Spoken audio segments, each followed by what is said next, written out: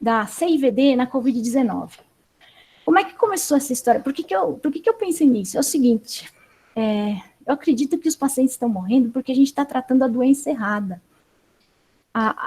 Como é que eu pensei? Eu estava na UTI no dia 27 de março, e eu vi uma senhora na minha frente com um raio-x não muito alterado, mas com uma oximetria absurdamente baixa, precisando de uma FiO2 de 80%, e uma complacência perfeitamente normal do pulmão, fazendo o que eu achei que era um distúrbio de ventilação-perfusão, predominantemente pelo lado vascular, né? Eu falei, meu Deus, eu via muito CIVD quando eu era mais jovem, lá na REC do INCOR, porque tinha naquela época o oxigenador de membrana, de bolhas, e ele fazia muita plaquetólise e fazia CIVD, e a gente via muito isso. E parecia muito, me lembrou muito o que eu via naquela época.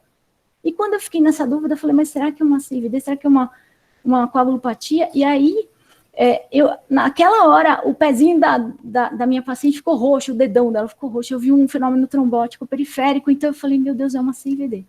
Nessa hora, eu liguei a heparina, e eu vou explicar para vocês como é que a gente vai ligar isso daí, depois no final eu vou dar o protocolo para vocês, e o dedinho dela no final do dia, depois de umas 6, 7 horas, estava rosinha, e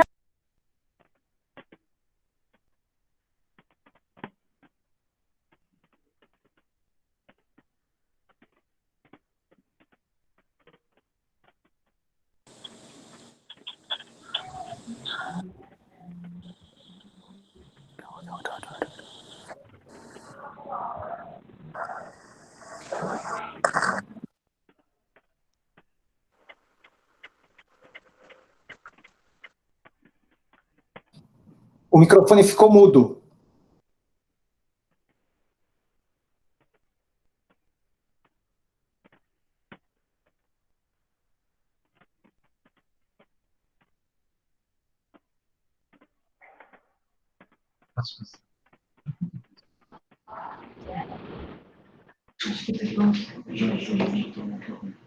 Você não consegue abrir a câmera também? Posso falar lá? Alguém captou aqui a sua apresentação. Não sei como conseguiu, mas... Será que eles escutaram o comecinho? Escutamos até a hora que você falou que usou heparina e aí o dedão do pé visualizou. Pergunta se vocês estão te ouvindo. Vocês estão me ouvindo? é melhor estar a tela, sabe? Nossa. Fechar o microfone. Vocês estão me ouvindo, gente? Sim. Sim. Vocês conseguiram ouvir o comecinho? Não. Eu ouvi. Tecnologia não é meu forte. Tá bom, tá todo mundo ouvindo, né? Do oxigenador de bolhas, né? Vocês escutaram até a parte do oxigenador de bolhas, né? Que dava muito CIVD naquela época. E aí, nessa hora, eu vi o pezinho da roxo, e eu tive uma referência dos meus alunos da biologia, a professora Maria, o professor Saldiva, para me ajudar a entender o que estava acontecendo no quadro anatômico patológico, e eles me ajudaram muito. Eu vou apresentar um pouquinho disso aqui para vocês também. Eu não sou patologista, mas eu tenho a alegria de trabalhar com o pessoal do departamento de biologia há 30 anos. Então, a gente é muito junto. Quer que eu faça? Olha. Eu vou fechar. Você quer fechar? Você pode fechar essa aqui. Deixa eu só fechar o microfone. É que você fechar essa aqui. Você quer desligar essa aqui?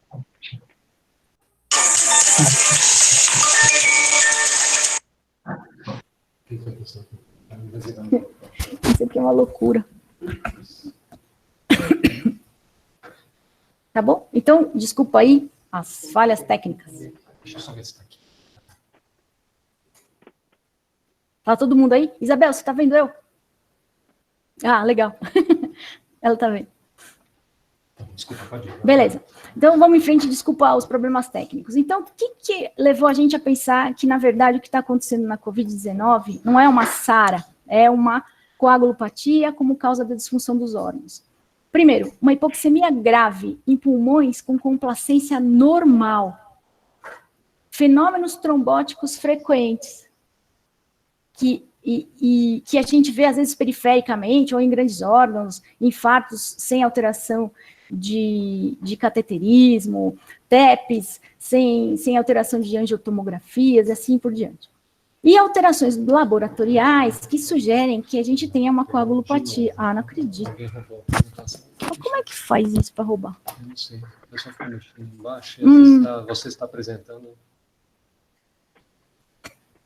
Estou vendo ali que apareceu.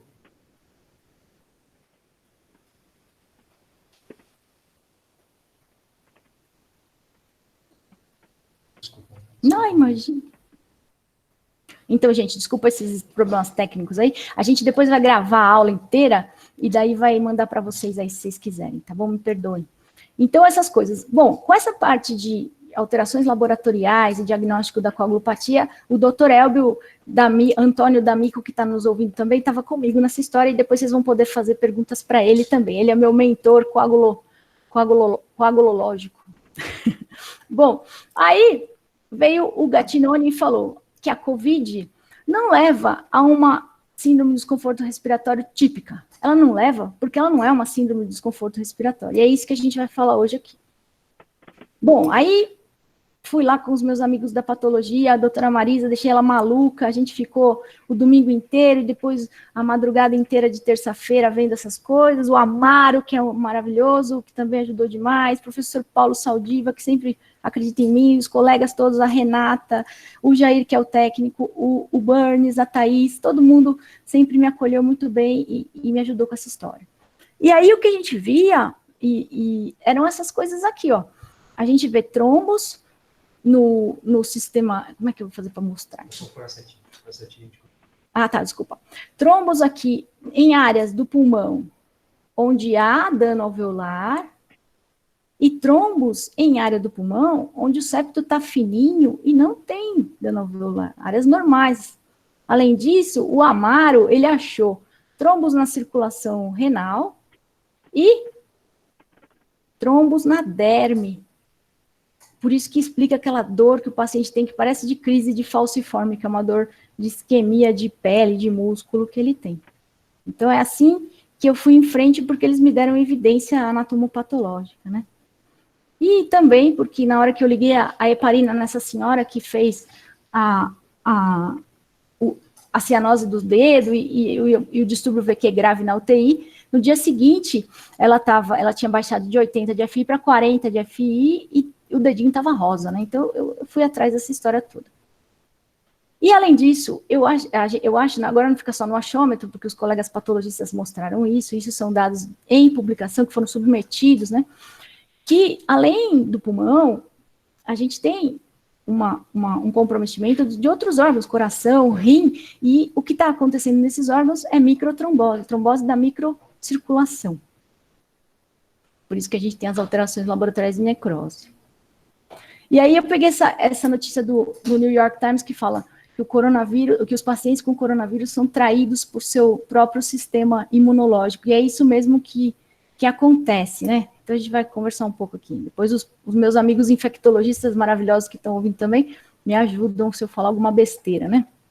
Aí o pessoal da Infecto mostrou para mim isso daqui, uma coisa que saiu no New England, de um paciente, o primeiro paciente que eles tiveram lá, você vê que ele do primeiro ao 10º dia, o paciente ainda tem febre, tá vendo? Nessa fase está acontecendo uma coisa que é a tal da tempestade de interleucina, em geral é do primeiro ao 7º.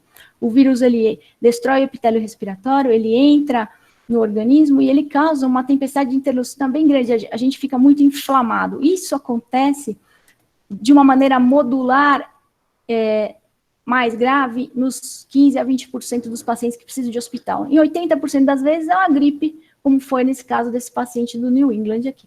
Depois você para de ter febre, e enquanto você está com febre você tosse, você tem rinorreia, e a gente viu muita gente que perde o olfato, e agora eu já posso dizer, depois de 3, 4 semanas, que volta, porque o pessoal está falando, doutor, eu já estou sentindo o cheiro de novo, mas eles perdem de um jeito que parece que nunca mais vai voltar. Fadiga, náusea, muita náusea, vômitos também vi bastante, diarreia menos, mas vi, e uma dor abdominal. Então, esses são os principais sintomas. Depois que acontece essa tempestade de interleucina, alguns pacientes têm uma calmaria aqui. E aí, do 7º ao 10º dia, eles vêm para o pronto-socorro nessa fase da disseminação da cascata da coagulação, quando eles começam a dessaturar, começam a ficar hipoxêmicos, que é o que a gente tem visto. Isso pode ir até além. Um paciente recente, ele veio no 11º dia de sintomas, e o dímero dele chegou até 20 mil. Eu dei alta para ele, sem tubo, só com catéter de oxigênio, com esse protocolo que eu vou explicar para vocês aqui no final. Bom, aí tem essa outra imagem que os meus amigos da Infecto me ajudaram também e me deram, que é um gráfico de mais ou menos como é que as coisas acontecem no corpo do paciente, né? Olha aqui, ó, 30% que não têm sintomas, eles são menos contagiantes, talvez. A gente não tem nada disso, como disse a Miriam Dalben, a gente não sabe de nada nessa história, a gente está aprendendo a cada dia, né? Então, a gente, no comecinho, poucos sintomas, o pulso sintomático em torno de 30%, e, teoricamente, agora a gente vai saber com os estudos de sorologia se eles vão ficar imunes ou não, que é a pergunta de $1 milhão. Ele vai ficar imune em torno da 2ª semana, às vezes até na 1ª semana aqui, esse pulso sintomático, e vai parar de contagiar na 2ª semana. Tem os outros 55% que tem uns sintomas moderados, mais ou menos. E esses daí, como é que acontece? Do 1º até o 4º dia, poucos sintomas, não nenhum sintoma, depois um sintoma moderado leve. Esse vai demorar um pouquinho mais para contagiar, sendo que as pessoas podem contagiar até, os casos mais graves, até quase 1 mês depois que adquiriram a doença. Então, a gente ainda está pisando em terreno movediço aí. E isso também não tem ainda a complementação direitinho. Agora com as sorologias que a gente vai saber. E tem os caras que têm sintomas severos. Esses que a gente vai falar hoje. São os caras que vão ter que ser internados no hospital. E aí a gente vai propor uma estratégia preventiva para que eles não necessitem da ventilação mecânica, que a gente está conseguindo. A gente tem mais ou menos uns 30 pacientes até agora. E estamos conseguindo isso daí. E aí, o pessoal que vai para o lado Darth Vader total aqui, que é o pessoal que vai...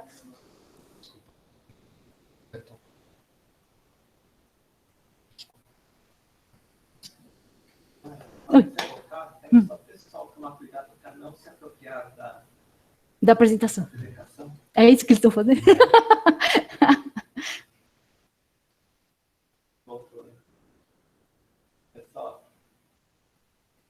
Pessoal, estão me ouvindo? Tudo certo, Nara. Sim. Então, tem alguém se apropriando da apresentação? Não se preocupem, gente. Vai ficar gravado e eu vou mandar para todo mundo. Por enquanto, não se apropriem da apresentação, senão cada vez que alguém tenta gravar para si, cai tudo o sistema aqui. Aí eu não sei mais de onde que eles escutaram. Vocês sabem dizer? Não foi essa vez. Acabou de sair. Acabou de sair. Então tá bom. Então acho que foi agora mesmo. Então vamos continuar. Então tem isso aqui é bem legal. Pode ficar tranquilos que eu vou deixar essa aula online para todo mundo. A ideia de vir aqui hoje é que a gente possa tentar, para quem acreditar nesse protocolo, tentar universalizar isso. Vai ficar para todo mundo usar, porque eu tô muito feliz com os resultados que a gente está tendo até agora, espero que se mantenham. Eu tenho muito medo que alguém sangre, assim, eu não consigo dormir direito por causa disso, mas depois eu falo, ninguém sangrou até agora desses 30, e estão em casa bem, graças a Deus, pelo menos uns 15, alguns ainda estão no hospital, mas é muito recente, é de 27 de março para cá. Depois eu vou mostrar os dados que a Sherry me ajudou a tabular. Então, é isso, mais ou menos isso daí que eu queria falar para vocês, que a gente vai falar desses 15% de pacientes que precisam de hospitalização, tá bom? Bom, a imunidade, ela tem uma relação direta com o sistema de coagulação, isso meus professores, Dr. Elber aí, já me ensinou quando eu era criança, e a gente vê isso acontecer todo dia.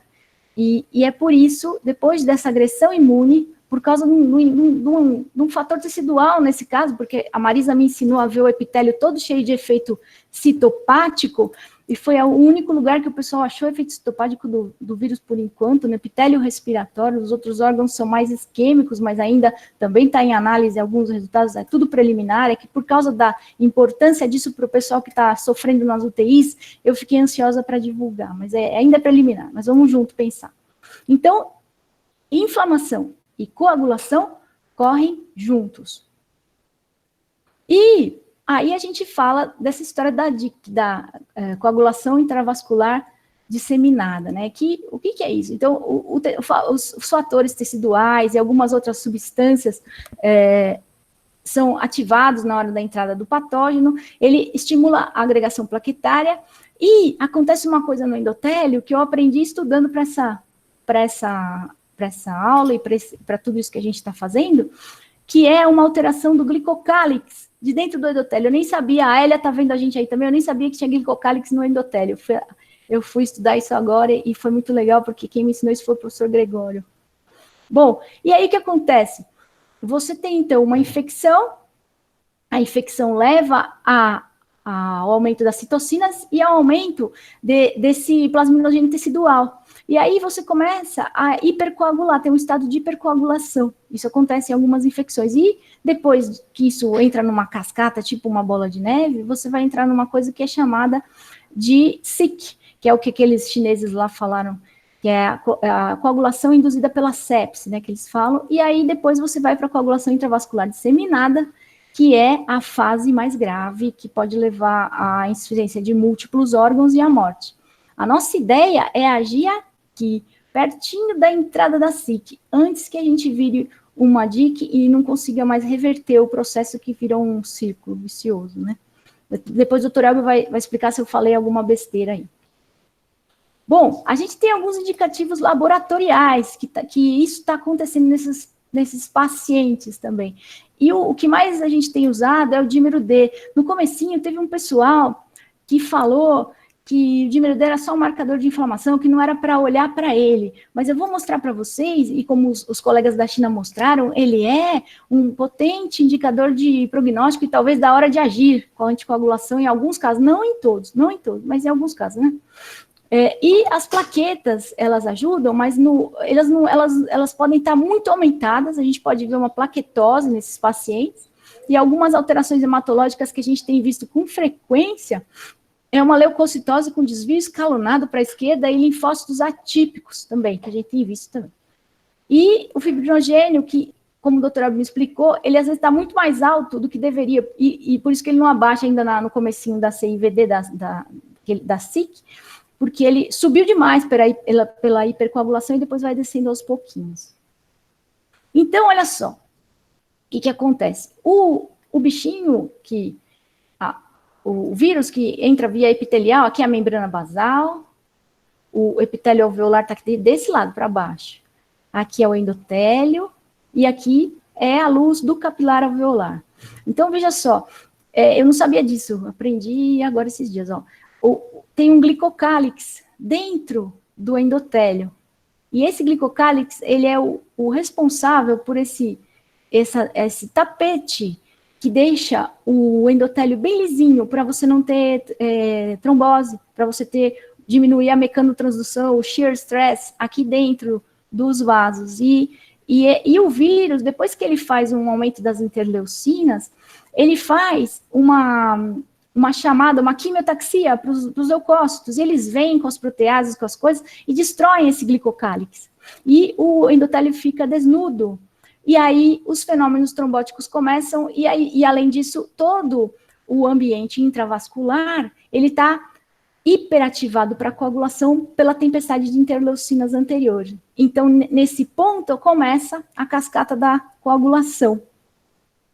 E aí, a gente sabe, os mais velhos pelo menos, adoram a heparina porque ela tem um efeito anti-inflamatório. E eu não sabia direito como é que era esse efeito, mas a heparina tem efeito nesse glicocálix do endotélio. Ela imunomodula a reconstrução do glicocálix e o reatapetamento do endotélio, e ela também, entra, quando se dá um processo de coagulação intravascular disseminada, os mastócitos da gente, eles produzem heparina. E a heparina, ela é lançada na circulação e ela entra no vaso e entra no interstício para facilitar a diapedese. Ela dá uma abrida no caminho ali para o leucócito conseguir entrar no lugar onde ele precisa sair, para ele sair da circulação e entrar no lugar para ele atingir, para ele fazer o efeito dele de soldado da imunidade, né? Então, tudo isso ela faz, e ela ajuda a reatapetar o endotélio de novo, além de abaixar um pouquinho a bola da hipercoagulabilidade. Bom, aí a gente mostra, depois isso foi dia 27 de março que a gente estava pensando nisso, depois de um tempo, acho que uma semana ou duas, esse colega da China, ele fez um estudo retrospectivo de 1.800 pacientes, ele classificou todo mundo aqui direitinho, ele pegou só os graves, muito, muito graves, desses são 449, e ele mostrou retrospectivamente que quem tinha recebido heparina tinha morrido menos do que quem não tinha, mas só se tivesse aquele SIC score, que era o índice de sepsis-induced coagulation, bem altão. Quer dizer, no cara mais grave, se ele tivesse tomado heparina, ele teria vivido um pouquinho mais do que o outro. Mas ele não teve um poder estatístico muito animador, mas é um estudo retrospectivo, não teve critérios de quem foi anticoagulado e quem não foi, não é? Aqui tem um esquema dizendo, tá vendo que os caras com SIC mais grave, aqui são os que usaram heparina e os que não usaram, os azuizinhos aqui que usaram heparina morreram bem menos do que depois de 28 dias de hospital, do que os que não usaram heparina, né? E aí também indicando que o D-dímero era maior nos pacientes que não usaram heparina, mas isso não é linear. Eu vou mostrar para vocês que isso é errático, é só uma pista para a gente que a CIVD está acontecendo. E lembra de novo, isso não acontece em todo mundo. Acontece nos 15% dos pacientes mais graves que precisam procurar o hospital. Ah, outra coisa. Desconfigurou porque eu fiz no Mac, mas tudo bem. Aqui, dá para ver aqui. Isso aqui é sobre a IL-6. A IL-6, ela tem o anti-IL-6, a IL-6 tem um efeito pró-coagulante. Então, provavelmente, o anti-IL-6, que custa, sei lá quantos $1.000, ele tem um efeito nessa síndrome, porque ele tem um efeito anticoagulante, ele freia a cascata da coagulação, e ele talvez dê uma melhorada mesmo lá para frente. Então, mas ele é muito caro para o SUS, e a heparina não é, então por isso que eu estou animada para mostrar para vocês isso daí. E outra coisa que o meu colega Dr. Daniel Deanzelan me chamou a atenção, foi dos efeitos da cloroquina na anticoagulação, e talvez seja por isso que o Trump, e eu não vou falar outro nome, gosta tanto da hidroxicloroquina, porque ela tem um efeito anticoagulante também, pequeno, antifosfolípide, e talvez seja isso que em alguns pacientes que não têm uma CIVD, que o doutor Elber vai explicar depois, que é uma CIVD galopante lá, a OVER, que ele fala, esses pacientes talvez respondam com a cloroquina nos estágios iniciais. Então, ela tem esse efeito anticoagulante. E, além disso, então é isso aí. Essas são as evidências que eu queria mostrar para vocês entenderem por que eu estou animado com esse trial e por que eu quero dividir com todo mundo para a gente botar no SUS mais rápido aqui. Bom, isso é um resultado preliminar do nosso estudo. Isso aqui é a turma toda que está envolvida, a Bruna Manprim Piloto, a Luciana Cato Morinaga, o Carlos Jardim, a Sherry, que fez todas as tabelas e gráficos desse trabalho, não tem como agradecer, porque a gente está trabalhando na UTI de noite, ainda tem que escrever, é desesperador, ela me ajudou demais. Dr. Elbio, que é o nosso mentor coagulatório, e o professor Daniel, que é o chefe da nossa equipe do Sírio, que acolheu rapidamente as nossas sugestões, né? Bom, então, a nossa população é uma população pequena ainda, gente. São dados anedóticos ainda pequenos, a gente está trabalhando nisso. O pessoal do Sírio está fazendo o protocolo para enviar para a Conep em 48 horas, e eu quero ver quem gostaria de participar com a gente no estudo aqui do HC. A ideia é fazer um multicêntrico, por isso que a gente está conversando aqui hoje. E aí eu vou apresentar o que eu tenho, mas isso eu sei que ainda não tem poder estatístico, eu sei de tudo, só vou apresentar para vocês darem uma olhadinha. Bom, a média de idade dos nossos pacientes é de 58 anos, com desvio padrão de 16. O tempo de internação, isso é o mais legal, quer dizer, vocês viram que aqueles caras morreram, depois de 28 dias eles sobreviveram. O nosso tempo de internação é de 5 a 7 dias de internação. E o tempo de UTI a gente não sabe ainda, porque alguns pacientes ainda estão em UTI, são poucos. Chamaram a gente para esses pacientes que estão na UTI, depois que eles já estavam na UTI uns 5 a 7 dias. Por isso que a gente acredita no timing. Aí fica mais difícil tirar o paciente da tempestade coagulatória. Talvez, assim, a gente acredita que tem que ser precoce, que tem que ser assim que ele começa a dessaturar. Não deixar para um estágio onde já tem uma certa lesão de órgãos-alvo, insuficiência renal, que é o que a gente está enfrentando na UTI, porque fica mais difícil de tirar o paciente, né?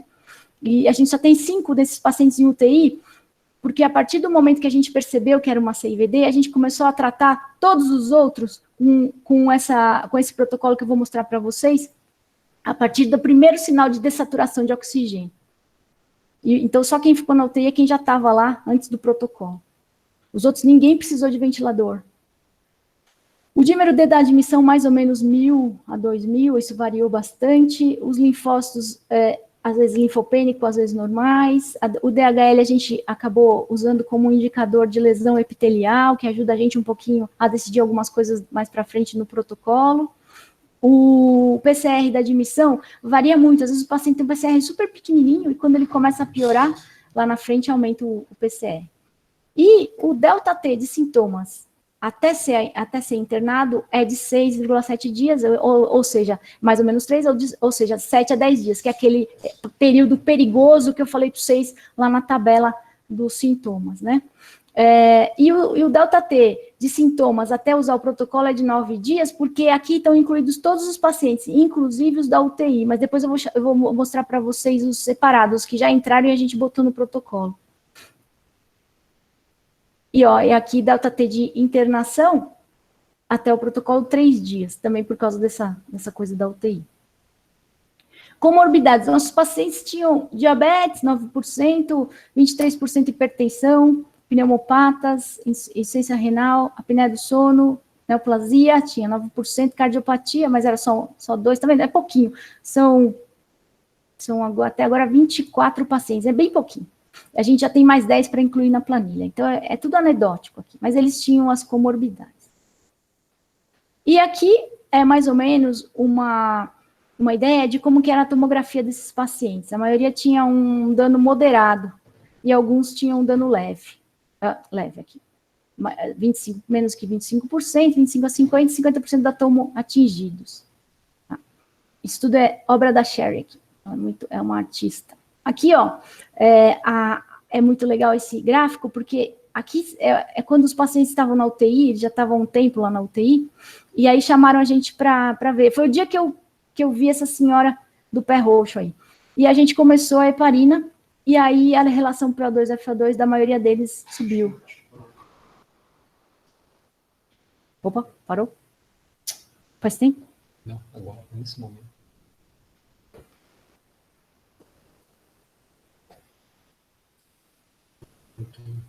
De novo.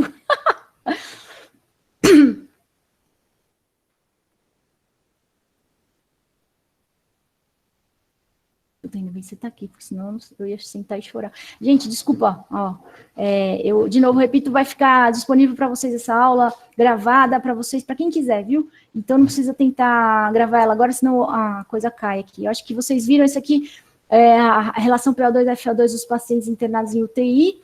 Aqui, antes da gente entrar no protocolo, e demorou um tempinho, foi a primeira vez que eu vi o pé roxo aqui, e depois que entrou no protocolo, como a relação PO2-FO2 deles foi aumentando. Eles são pacientes graves, tem 2 em diálise, tem uma senhora que já está estubada, que quase, essa do dedinho roxo já está estubada depois de 7 dias de ventilação mecânica. Vou mostrar para vocês o resto, peraí. Aqui é a PF de pacientes que não estavam na UTI, ela é mais errática. Essa senhora aqui, ela com 1 litro foi para 100%, ficou louco. Então, ainda não dá para entender muito bem, mas o que acontece é aqui, a entrada do protocolo, é que eles estabilizam e eles vão embora. Eles vão embora em torno do 8º dia, mais ou menos, de tratamento. E não precisa, nenhum desses aqui foi para o ventilador. Nenhum foi entubado. Aqui é dímero D de todos os pacientes, e eu acho que fica difícil, porque o range é muito, muito difícil de ver, porque alguns têm enorme, a gente dividiu de novo. Você vê que tem um aqui, está com 20 mil, é um paciente que a gente deu alta com 9 dias de internação, sem precisar ir para o tubo. Olha aqui, ele aqui. Aqui são, e também tinha um da UTI, um paciente que está na UTI com 20 mil, tem esses outliers, né? E aqui a maioria ficou em torno de 1.000 de dímero D. Aqui é o mesmo gráfico, e aqui, os pacientes não UTI, tá vendo? Ele tinha também um que tinha 20 mil lá em cima, e se você tirar ele, a maioria dos pacientes ficou em torno de 1.000 até 500. Tinha gente com dímero D normal também. E por isso que a gente fala, o dímero D, ele ajuda você nessas coisas de 20 mil para você optar por heparina plena, ou para ver se tem alguma coisa trombótica acontecendo de verdade, não é microcirculação, é uma coisa maior.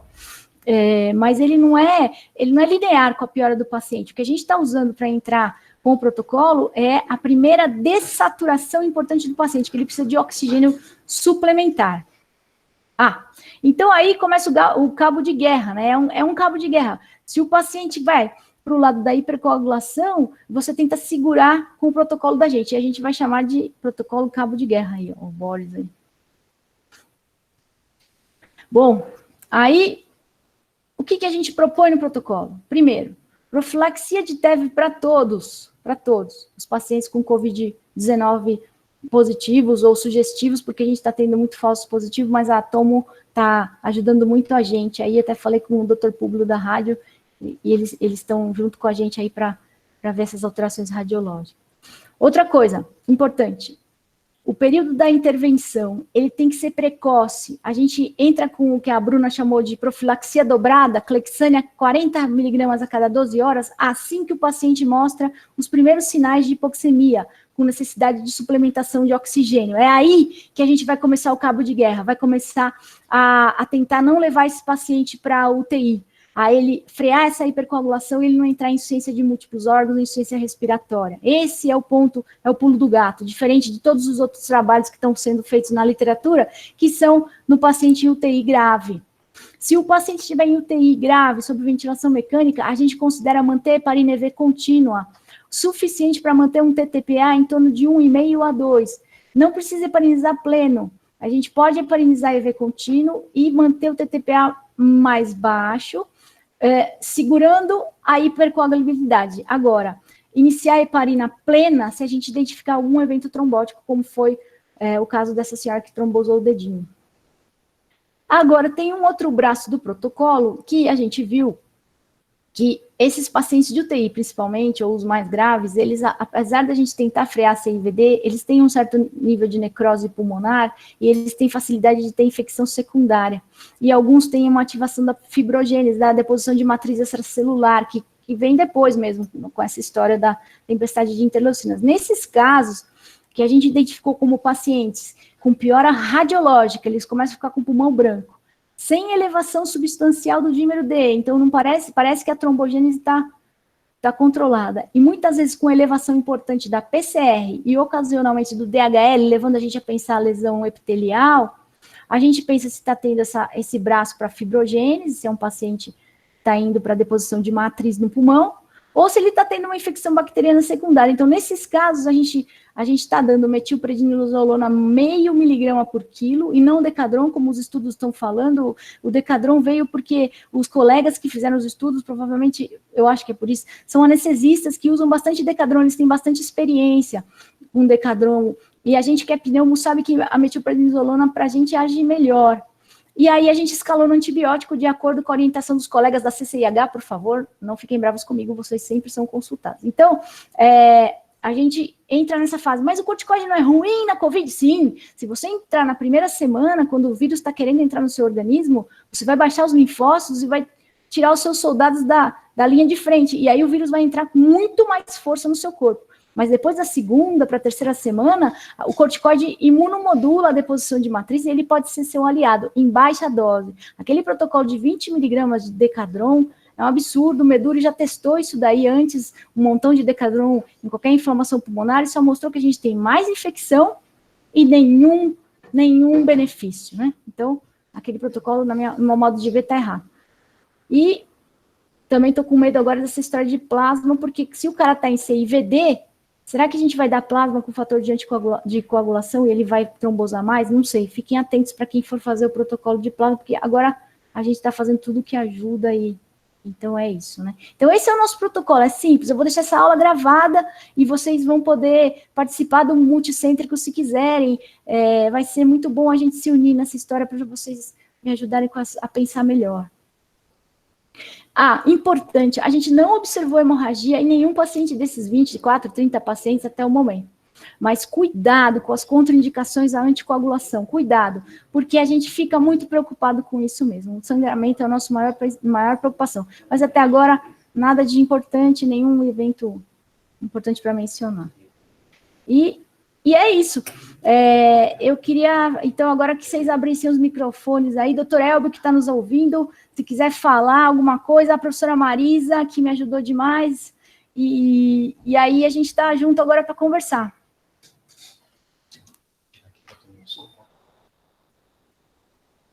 A Sherry.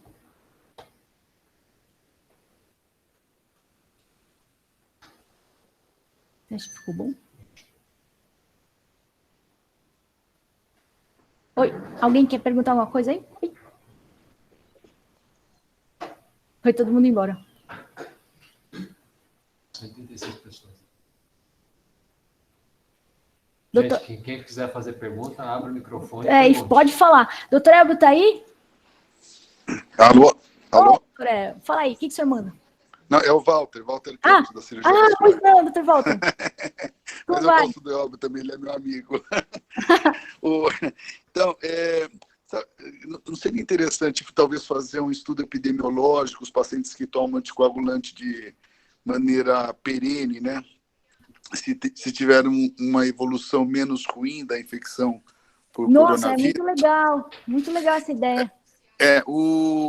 É difícil fazer isso aqui no Brasil, né? Lá na HC a gente tem um monte de paciente que toma, tal, mas na Inglaterra, que o surto está super alto, podia, de repente, levantar no National Institute of Health lá da Inglaterra, Sim. que eles têm tudo muito tabulado para ver se essa população que toma anticoagulação de maneira perene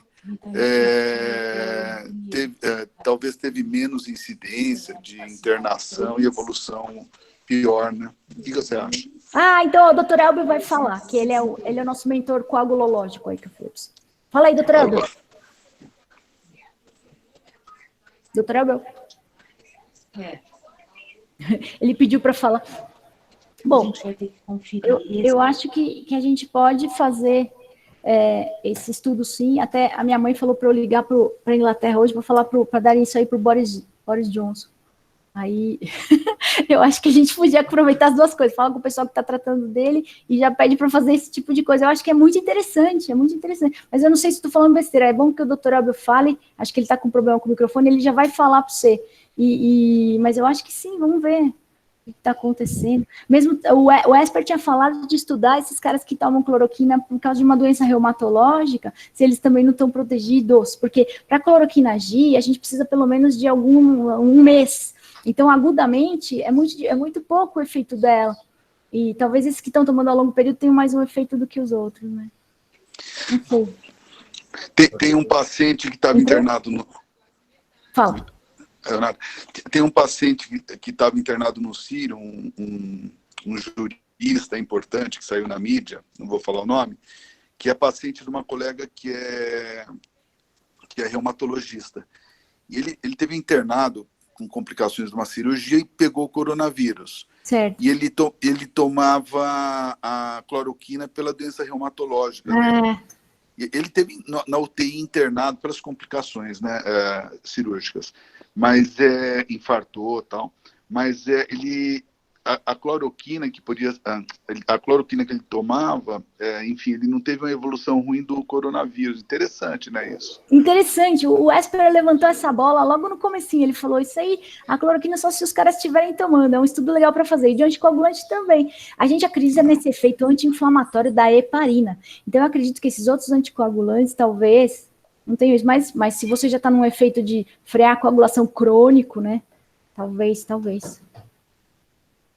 Meu medo é que as pessoas saiam comprando anticoagulante, igual fizeram com a cloroquina. Eu morro de medo disso. Até falei pro doutor Elber, a pessoa pode morre sangrando em casa e não vai sarar do coronavírus e vai morrer. Aliás, não vai pegar o corona porque vai morrer sangrando, né? Pelo menos não vai pegar por causa disso, né? Então, não pode comprar anticoagulante sem receita médica, e esses anticoagulantes que a gente usou são intra-hospitalares. Eu tô falando isso porque essa apresentação pode vazar para o público leigo, e aí é bom falar, né? Tenho medo. Nara, posso falar? Marisa, sim, olha aí, ó. Essa é a mentora. Pode falar.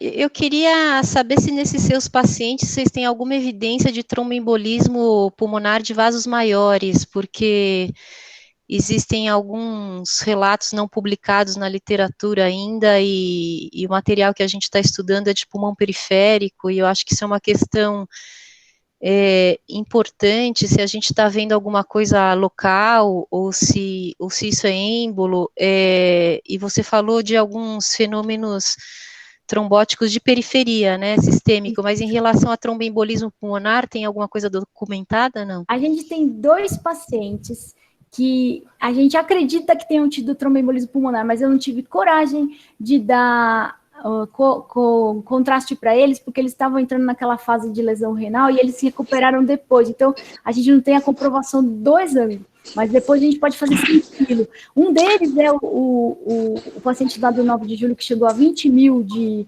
dímero D, e aí entra um problema legal que a gente tem que ver, porque esse cara que fez 20 mil e ele fez uma imagem em cunha no raio-x, assim, típica de TEP, esse eu já falei para ele, você vai tomar anticoagulante 6 meses.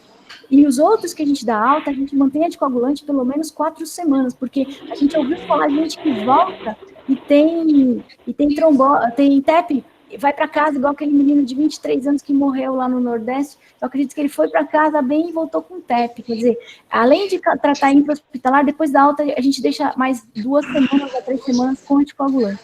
Então, esse que fez uma cunha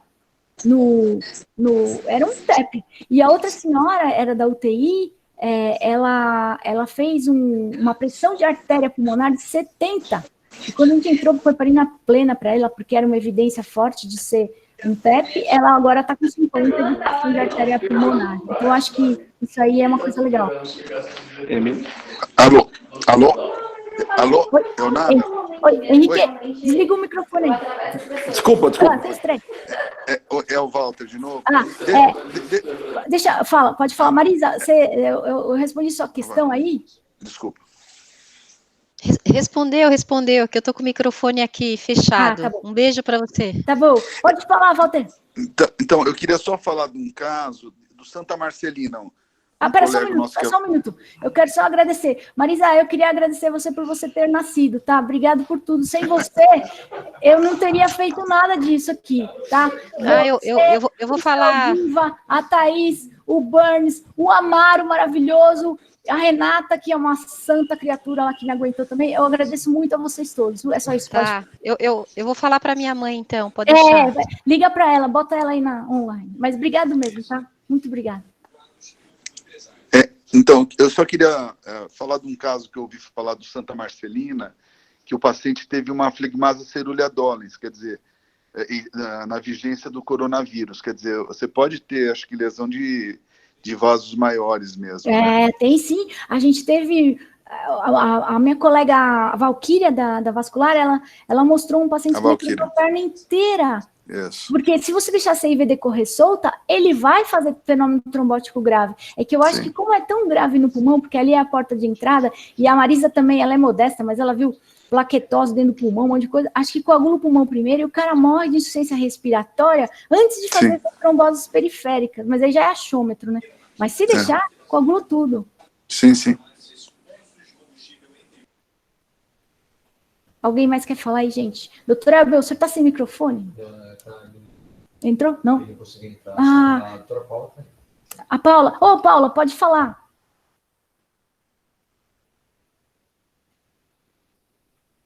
Ninguém quer falar? Tá todo mundo... Vocês acharam que eu sou muito maluca de pensar essas coisas? Vocês acham que tem a ver? O que vocês... Comentários.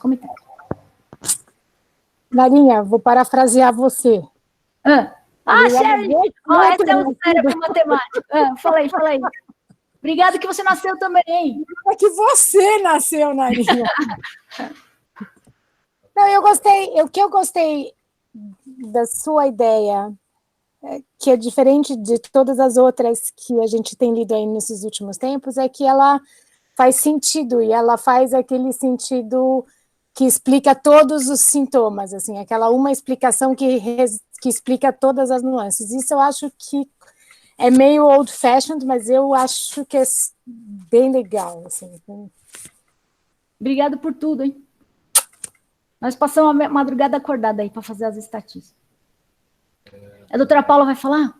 Eu tenho algumas perguntas aqui. Posso te fazer? Pode. Então, assim, a primeira é do Júlio. Para a introdução da enoxaparina, o critério seria apenas a dessaturação? Poderia se compatibilizar o dímero D também? Ah, então, sabe o que aconteceu? Em alguns pacientes a gente meio que caiu do cavalo. Essa doença a gente aprende a cada dia, cara, é muito louco. Assim, às vezes o cara vai fazendo a dessaturação e o dímero D dele só sobe no dia seguinte, e aí fica mais difícil para você tirar ele da cascata. Então, como a gente acredita muito, graças ao pessoal da patologia, que o que está acontecendo é trombose, a gente entra quando começa a cair o oxigênio mesmo. E como é uma conduta não muito cheia de coragem, que é um Clexane dobrado, 40 miligramas a cada 12, sem grandes problemas de sangramento, a gente não teve nenhum problema. É uma conduta que eu acho que o custo-benefício vale, e você não fica preso ao valor do dímero D, que em alguns pacientes pode até ficar normal. A gente está com um paciente agora, né, Bruna, internado, que ele está com dímero D normal, e ele está fazendo todo o percurso de dessaturação. A gente entrou com a dose dobrada para ele anteontem, e hoje ele já melhorou a oxigenação. Esse era um paciente que claramente iria para ventilação mecânica. Hoje ele está com 1 litro de oxigênio saturando 95. Então a gente não espera o dímero D, ele pode dar um delay. Até a doutora Paula pode falar, porque a doutora Elba está sem microfone, se ela quiser, ou se tiver mais algum colega da hemato que possa me ajudar, porque o dímero D é um indicativo? Mas ele não é linear, ele não pode ser usado, mesmo nos pacientes que melhoram clinicamente, às vezes ele fica alto muito tempo, então a gente aí não está confiando 100% no valor, assim, num nível, num cut-off, assim, de dímero D, mas é um indicador legal. A Thaís perguntou se a gente vê plaquetose nesses pacientes. A gente vê plaquetose, sim, e a gente vê... sensação de tosse. Oi? A gente vê plaquetose, sim, e a gente vê também plaquetopenia em alguns deles, é meio errático. Acho que depende da hora que você pega no processo de trombogênese, acho que é isso. Mas a doutora vai me ensinar melhor essas coisas, a gente está aprendendo todo dia, eu estudo com ele todo dia. Oi. A Beatriz Holanda, ela perguntou assim, vocês conseguiram ver alguma relação entre coagulação e hora ou não da função renal? Ah, sim! A gente tirou um senhor da diálise essa semana, ele foi estubado e saiu da diálise, ele está agora saindo da diálise. E um outro senhor que está na UTI, são os casos mais graves, né, que a gente pegou já com 7 dias de história, porque eles já estavam na UTI, depois que a gente foi chamado e entrou com o protocolo. E tem um outro senhor que ele tem um monte de comorbidades, e ele iria para diálise anteontem, e ontem os resultados lá dos exames de creatinina dele começaram a baixar, e ele baixou a FiO2 para 35%, e a gente considerou não fazer diálise ontem. Hoje eu não vi como ele está. A gente está ainda dia a dia olhando, né? Mas ontem ele tinha melhor. Agora, esse outro foi de alta da UTI estubado, com 8, 9, 10 dias de tubo, porque a gente entrou no 7º. É assim, em torno do 3º dia, depois que você entra com o protocolo, 24 horas você já consegue ver alguma coisa. Mas lá pelo 3º dia você já vê um efeito muito legal. Quem mais aí? Tem mais pergunta? Não? BUP, isso mesmo, ó. Bruno tá falando. BUP, a Marisa, você tá aí ainda ou você já foi? Marisa Câmbio. Acho que ela já foi. Thaís, você tá aí? Burns? Alguém da patologia? A gente viu alguns casos de BUP lá nas lâminas, que a Marisa me mostrou. BUP e pneumonia secundária bacteriana. E a gente tem algumas indicações. Por isso que a gente falou desse corticoide meia boca aí na segunda para a 3ª semana, que é a hora que começa a acontecer a BUP. E não é para dar um montão de corticóide, é 0,5 miligrama por quilo a 1 miligrama por quilo nos casos mais graves, que estiverem detonando o raio-x de uma vez, e não mais que isso. E é metilprednisolona, não é Decadron. Fala aí.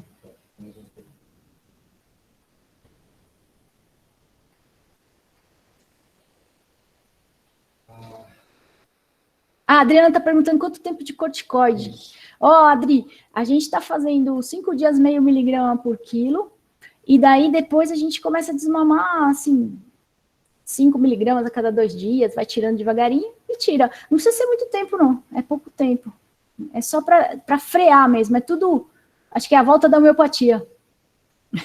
A Hélia, que é outra, é maravilhosa, esqueci de falar. Hélia, você também, que revisou todos os meus textos, que ficou comigo madrugadas a fio aí, conversando, tudo. Obrigado, que falou que para eu prosseguir, e a Hélia falou uma coisa que eu queria muito fazer, microscopia eletrônica desse endotélio, para ver, a gente consegue, a Hélia é uma fera da eletrônica, e a gente pode ver tudo o que está acontecendo nessa interação da matriz extracelular, com o endotélio, com o epitélio, a eletrônica vai ajudar muita gente. Então, Hélia, obrigado, e a gente conta com você. Oi, Eonara, voltei, tá? Ah, obrigado. Fala da BUP aí, Marisa. Qual que é a pergunta? O Bruno falou se tem BUP em algum caso, se você viu algum caso de BUP.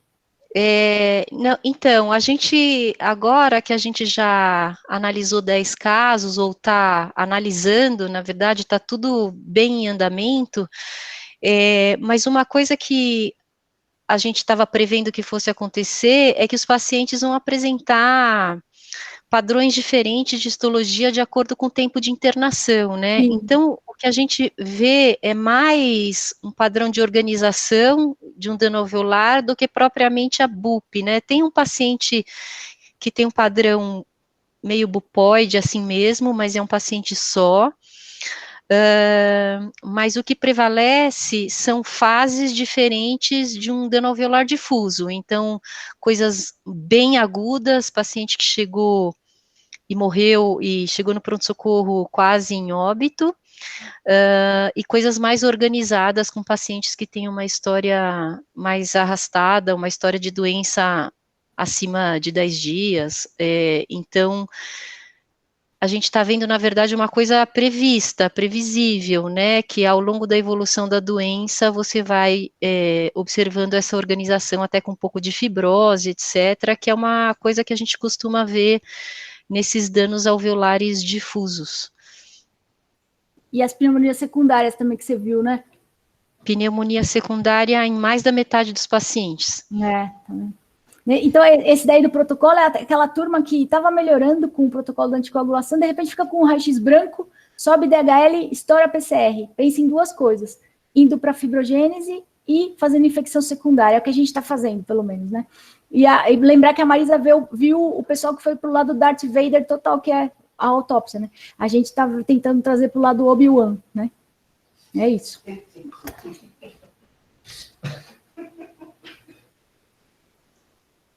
que mais? Alguém perguntou alguma coisa que eu não respondi. Eu não sei lá. Agora já me perdi aqui. Pode fazer a pergunta de novo se eu não respondi, por favor, que eu me perdi. Ah, não ainda, é pouca gente. Quer dizer, a gente está fazendo isso agora, o pessoal do IEP está ajudando lá do Sírio, o Luiz Reis ontem me ligou, e aí em seguida botou uma pessoa que entende tudo dessa coisa de estatística, que para mim quem fez essa coisa toda foi a Sherry, ela está me ajudando, mas vai entrar um pessoal lá do IEP junto com a Sherry para ajudar a cálculo de amostra, tudo certinho para a gente saber, e como desenhar o estudo, que isso aí eu sou fraca mesmo, eu preciso de ajuda da turma lá. E eles prometeram já aprontar esse protocolo para a gente mandar para a Conep em 48 horas, isso contando de ontem à noite. Então, aí, quem quiser participar junto com a gente no multicêntrico, vamos junto aí. O Luiz falou que está de portas abertas lá, e é uma coisa barata, que tem no SUS, tem no particular, tem no convênio, tem para todo mundo, diferente do anti-IL6, que é muito caro, que não dá para todo mundo, tem que dosar em outro lugar, é complicado. Isso a gente faz com arroz com feijão, né?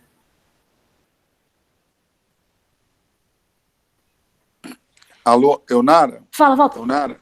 Oi. Vocês têm pedido CPK para os pacientes? O Daniel que adora pedir CPK, porque, principalmente naqueles pacientes que têm muita dor no corpo, eles têm CPK alta, eles têm. E talvez uma evolução pior da função renal, né? E aí mais uma coisa para fazer. Por isso que eu te falo, o negócio tem que ser precoce. Depois que o cara entra na cascata e começa a lesar órgãos, fica muito difícil tirá-lo lá do lodo. Tem uma foto que deram, né, pra gente, uma figurinha que a gente tá puxando o cara do lodo, assim, né? Então, depois que ele passa de um certo nível, você com rabdomiólise, tudo vai piorando. Por isso que eu tô insistindo nessa coisa de ser precoce. E com um risco baixo, 40 de clexane a cada 12. Ou 1,5 no cara grave. Entendeu? Você não vai participar do...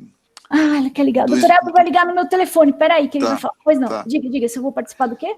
do esforço da crise lá no Ministério da Saúde. O Carlão Gabinete acabou da de lembrar crise. aqui. O Carlão falou que está dentro, e ele que é o chefe lá, e daí ele falou que está dentro, então nós estamos dentro. Nós estamos dentro, Legal, todo mundo junto. parabéns. Não, Merece. parabéns nada, isso é coisa de Deus, eu só estava no lugar certo na hora certa, e juntou as coisas que eu vi na vida, eu tô velha, é igual o Dr. Valente, ele falava assim, não me vá ser uma CIVD, e era. E aí, dessa vez, eu fiz igual o Dr. Valente, né, ele que me inspirou, vai ver que foi isso. Ó, o Dr. Elber tá ligando, eu vou ligar para ele, para ele falar, te responder aquela história lá, pera só um minuto. Tá meio zoado aqui, né, peraí, eu sou assim mesmo, o Daniel fala que eu não imponho respeito, peraí, só um pouco, ó. Doutor Abel falando. Fala, doutor Abel. Aí, ó, o homem... quer dizer, ele não vai aparecer aqui, mas... Eu não consigo conectar. Não tem problema, você tá no ar e tá todo mundo te escutando aqui. Pode falar, vê lá o que você vai falar. Vai. Um abraço para todo mundo, primeira coisa. Tá todo mundo escutando ele? Tá, pode falar, doutor Abel. Então, porque ficaram dúvidas em CIVD. Isso. O que você gostaria? O Walter está falando se valia a pena fazer um estudo que visse se os pacientes que tomam anticoagulante cronicamente para alguma outra doença estão protegidos dessa SARS-CoV grave. Poder pode, né? A gente tem lá no ambulatório da Hemato pacientes que tomam anticoagulante há muito tempo, são os que usam basicamente Marevan, né? Mas tem alguns, mesmo tomando Clexane por longo tempo, principalmente pacientes com câncer, ele daria para fazer um estudo e ver qual que é a evolução desses pacientes, né? Se tem maior proteção ou não. Eu acho que daria para fazer. Qual outra? A outra é aquela coisa da cloroquina na anticoagulação, que eu falei en passant, se você quer falar alguma coisa diferente. Cloroquina na anticoagulação? Que ela tem um efeito antifosfolípide, por isso que ela tem um efeito... A minha experiência que eu vejo nos pacientes com síndrome antifosfolípide primária, mas isso também é descrito em SAF secundária, que a cloroquina, ela reduz a trombogenicidade. Então, tendo um efeito imunomodulador, ela diminui a reatividade plaquetária, tem trabalho que mostrava a menor disposição de fator tecidual, e com tudo isso a gente reduziria a hipercoagulabilidade, a trombogenicidade desses pacientes. Tem trabalhos que mostraram até que em moças com SAF gestantes, a cloroquina usada, a hidroxicloroquina usada durante a gestação, mas é uma dose menor. A gente usa 400 miligramas uma vez ao dia, né? Então, que essa cloroquina durante a gestação permite uma melhor evolução gestacional, sem menos trombose, sem menos complicações fetais. Então, a cloroquina, a gente costuma usar, eu particularmente costumo usar em situações assim. Pessoas, por exemplo, que têm uma síndrome antifosfolípide primária, vão para um procedimento cirúrgico que pode ter um risco trombótico maior no pós-operatório, e muitas vezes o cirurgião fica preocupado em reiniciar a heparina 24 horas após a cirurgia, né? Então, isso é uma experiência pessoal minha. Eu dou cloroquina um tempo antes, um mês antes, para reduzir, quando o paciente tem síndrome antifosfolípide, só nesses casos. Nesses casos. Eu dou antes, e é isso que eu queria que você falasse, você dá um mês antes, que é para ela ter... Agora, dá na hora que o cara está lá na UTI, pode ser até lesivo, né? Mas isso é muito de observação pessoal. A gente sabe que a cloroquina não funciona rapidamente. Funciona para ter uma ação mais lenta. Então, eu não sei, assim, nessa situação. Tem um artigo, isso que eu estava te falando, que queria que todo mundo visse, tem um artigo que foi publicado agora no Journal of Thrombosis and Thrombolysis. É um artigo chinês, onde ele comparou o perfil de coagulação em pacientes com SARS, então com a Covid-19 e a outra SARS, a anterior, com pneumonia grave. Então, o que eles mostram? Eles mostram que esses pacientes têm um perfil de coagulação um pouco diferente. Eles mostram que as plaquetas não caem demais nesse SARS-2. Isso, então, aí, Thaís. Assim, o doente ficava aqui, está na minha frente. A Thaís que perguntou isso aí. 215, mais ou menos 100 215 mil, mais ou menos 100 mil plaquetas para os doentes Covid-19 e para os outros 188 mil, mais ou menos 98 mil, né, mais ou menos 100 mil. O que eles mostram nos dois? Que existe um aumento do dímero D. Então, o dímero D, nesse trabalho, onde tem aquele Dr. Tang chinês... O Tang está famoso. Então, o Dr. Tang, ele põe uma observação muito interessante, que ele fala assim, que ele estratificou, então, a associação entre o tratamento com a heparina e a evolução em pacientes estratificados, de acordo com o dímero, foi avaliada. Quando o dímero D era superior a 3 microgramas por ml, né, então 6 vezes o limite superior do normal, porque a gente usa muito 500 unidades, mas tem métodos laboratoriais que põem como 0,500, né, então como outro método laboratorial. Então, nesses que tinham um dímero acima de 3, eles diminuíram muito a mortalidade com heparina. Então, foi de 32,8% versus 52,4%. Porém, no grupo que não era Covid-19, eles não acharam diferença. Qual o problema que eu estou vendo nesse trabalho?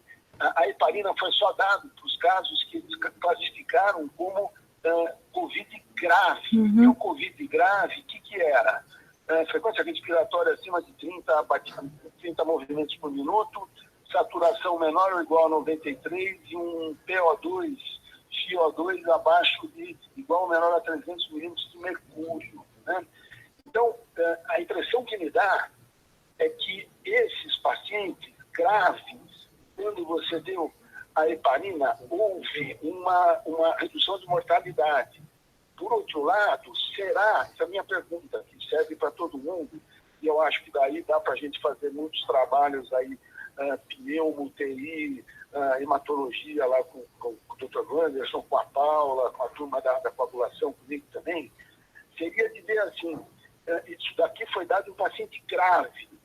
Será que a gente pode abortar, impedir que se identifique grave? Será que essa heparina que nós usamos no cílio, permitiu essa não evolução? Isso que é legal. Então, esses trabalhos estão só nos graves, no doente grave.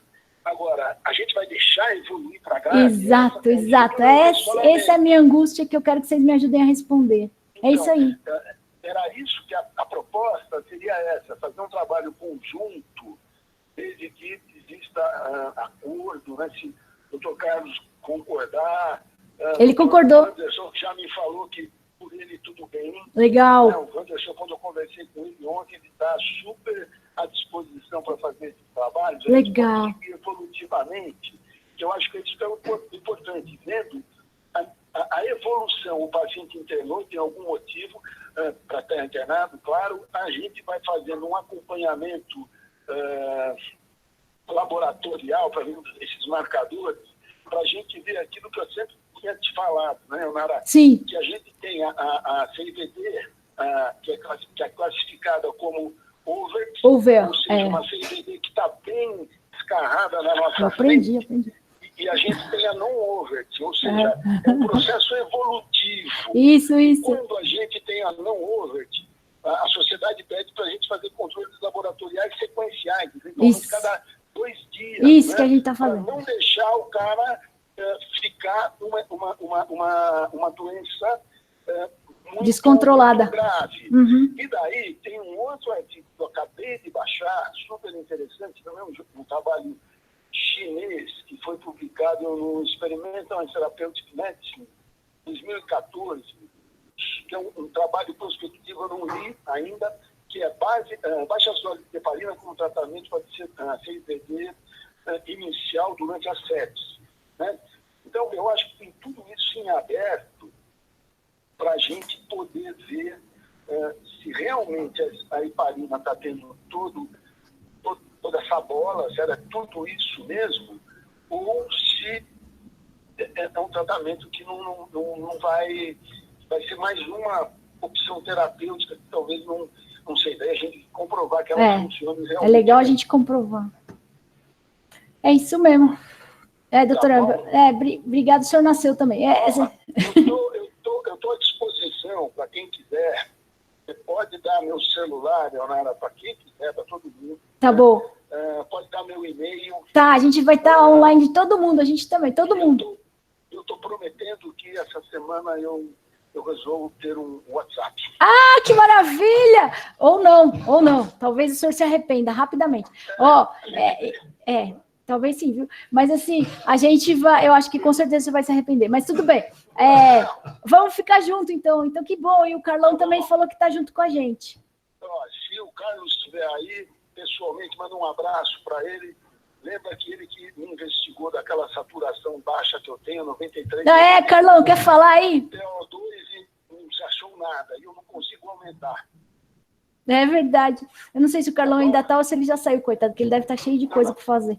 Mas eu falo para ele. Obrigado, doutor Elvio. Nada, estou à disposição. Obrigadão. Um abraço para todos. Beijão. Beijão, tchau, obrigado. Isso aqui tá parecendo programa de auditório, né, agora? Então, acho que é isso. Alguém mais quer perguntar alguma coisa? E quem quiser fazer parte do trabalho, por favor, conversa comigo. O Marcelo vai fazer também. E eu queria agradecer de novo a Marjorie, porque sem a Marjorie, eu não teria tido a oportunidade de falar com vocês. Foi ela que falou com o Marcelo, e o Marcelo, querido, falou comigo e me deu essa oportunidade de ouro de juntar os colegas para pensarmos juntos. Aí todo mundo junto. Vocês viram que isso é um trabalho que sozinho não vai dar para levar para frente, não. E eu estou tendo a ajuda de muitos amigos. O pessoal da patologia é inestimável, a Sherry, todo mundo. Eu não vou nem falar, porque todo mundo está ajudando muito. Obrigado por tudo, de vocês estarem aí. Se vocês não tiverem mais perguntas, a gente vai finalizar. Eu vou deixar a aula disponível, gravada para todo mundo, tá bom? Obrigadão. Tchau.